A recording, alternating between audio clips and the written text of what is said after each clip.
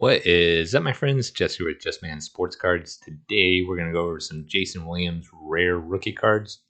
All affordable. I'll show you the pop reports on everything and kind of walk you through it. All under 200 bucks. We'll get started with this rare triple diamond black. This came out of black diamond. It's an upper deck product. There's 3 diamonds here at the bottom. This bar is in a gold color, and then around the player is in gold. That's one of the ways you can tell with the 3 diamonds, the gold and the gold. This person picked this up for $25. The sale before that was $17, $20. These are all raw copies. And then if you click on this little thing on Card Lighter, it'll take you over to the actual sale. And why I wanted to do that is these are all serial numbered out of 1,000. I think that's why they're great pickups. You can tell this is a pretty rough copy. It's probably a 7, just looking at the back. That's what my guess would be. So high grades hard to find, but only 1,000 of them floating around out there. Probably much less in actual graded form. So that's at the bottom, probably the cheapest one you can get raw.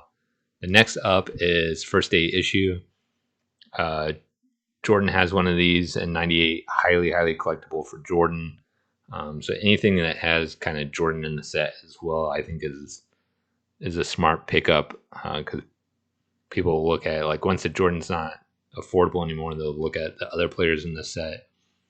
First day issue, it's out of 200. Someone recently picked this up for $82. The sale was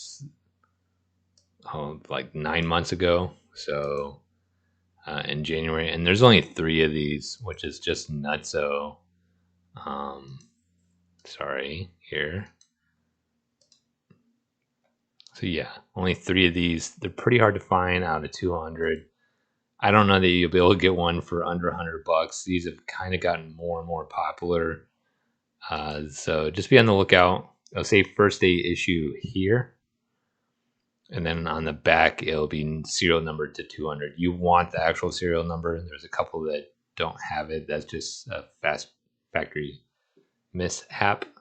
So we'll jump into the next card up the tier. Is the Ovation Gold. The way you can tell the gold is there's the inner looping of this is gold. And then on the back, it's taking us a little quicker, is 1,000.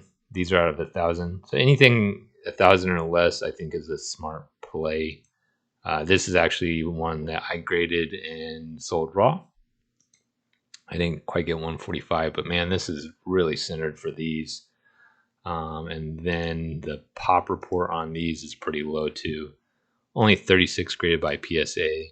You can also click on this button on Card Ladder, and it'll take you actually to PSA. So I think that's cool too. And then you can see the other players on it. So if you're like, how many Jordans are there? And that gives you an idea. There's only 68. So you're like 1,000, man. There's a lot of these floating around. People would have kept the Jordans, and there's only 68 of them. So you can imagine the Jason Williams, there's probably never going to be more than 68 graded. And that's something that I like to do, to just kind of check the rarity and how, if a bunch of them got graded, how many would be out there. So I'm a big believer in this card. I sold it. I'm not a Jason Williams collector, but highly collectible.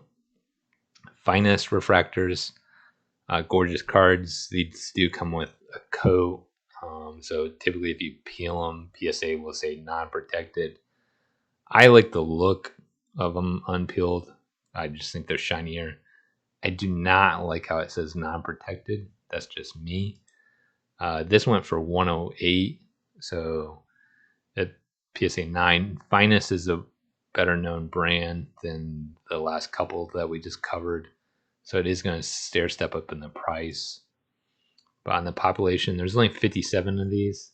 I forget the estimated print run on these. I've seen it somewhere before, but only 57 graded. super low pop, $100. Not investment advice, but not a bad pickup.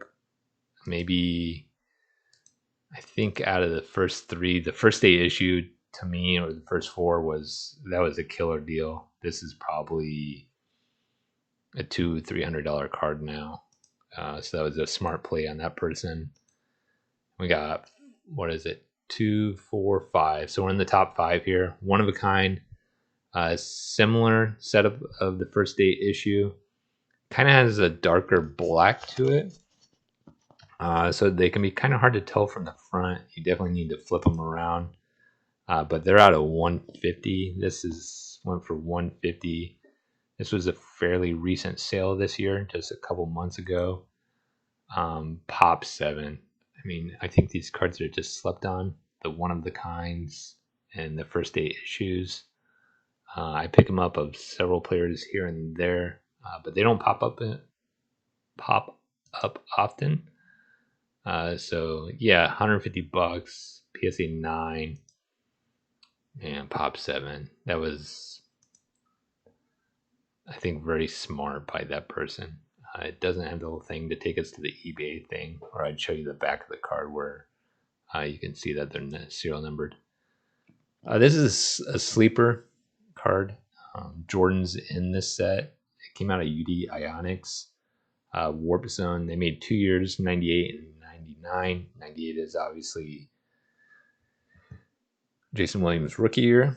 99's kind of a little better received, but in the 98 there's Jordan and Kobe, and 99 there is Kobe. I kind of like the 99 design better, but these are extremely rare. The Jordans are highly expensive. The Paul Pierces, I looked at those. Those have been going fairly cheap. It is his rookie year too. And the Dirks, they're a little pricier. $150, PSA 10. There's only 5 of these, 18. So they're not impossible to find. They do pop up probably 2 to 4 times a year. Not necessarily in a PSA 10, but in raw. They're not the easiest to grade. I've graded some of them. They typically have some sort of surface issue. I've opened a box of these cards on the channel. They stick and brick.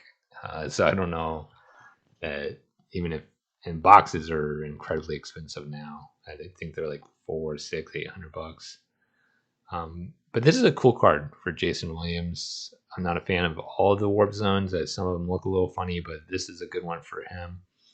And now we're into the top 3. Again, this is based off rarity and affordability. And for the long-term collector of Jason Williams, that's kind of what this is geared after. Skybox Premium, Autographics, Classic Set, decent auto. This person did not grade the card. You can kind of see rounded corners here. Maybe there's some other issues. They didn't grade the auto, my bad. They graded the card. So the card actually got a pretty high grade. A little streaking on the auto. But this was $200, so it's right at the threshold. There's only 50 of these. So for $200, a PSA 10, I mean, really for $200 you could get any of these. I think one of the kind. The first 8 issue I think is my favorite. What's your guys' favorite so far, or gals? Yeah, this just seems like the biggest value play so far, but I don't know how often those are going to pop up. Probably not the best. And then, like, I could see where some people don't like this, because I think this is he played for the Florida Gators. I think that's right. I might have that wrong, but this is a college uni. It's not a pro uni, but it is a pro card. So I could see where this might not be the most desirable card for some people, and that might be why it falls out of fashion for me. These are my favorite. It's the class of 98. They're serial numbered to 500. Came out of Flair, which is the primo brand at the time. I think Flair cards are still slept on. That's my opinion. This was picked up it took me, it was hard to find. There was a PSA 9 that sold that last year. The picture just wasn't that great. So I used a picture of the older one. I went for 170 for a 9. Any more of these raws they're pretty pricey. People have picked up on this. It's a Pop 22 with only one PSA 10. I think anymore you're gonna pay at least $200 to get this card. It's kind of turning out to be the card to have of Dirk, Pierce. There's Mike Bibby, Vince Carter. So it's probably Vince Carter's cards have really popped recently with his Hall of Fame. And I think just his play style and stuff like that is starting to make him more collectible. So your most expensive players would be Dirk, Paul Pierce, Vince Carter, Jason Williams. And then, man, Mike Bibby stuff is really, really cheap. But that might be the next one down there. So if I was to go after one card and one card only, it would probably be the Flair Showcase Class of 98. If I was going to tuck one of these away in my collection. But man, I really do like that first day issue right there. And then the top card, it's probably the safest card. If that's your MO. It's the Topps Chrome. Topps Chrome is kind of king of the 90s. Great pose. I hate the Dirk pose. I like the Paul Pierce pose, the Jason Williams pose here, or live action shot, whatever you want to call it. You can get one of these in an 8 for under $200. This is the last 2 years of sales. There was only one that was above 200, and then the 3, 4, 5, 6. So 6 out of the 7 were below 200. Total pop on these is 147, so it's a little higher. A PSA 9 is going to set you back a little over 300, and then the 10, which is only 11 of them, is 1800.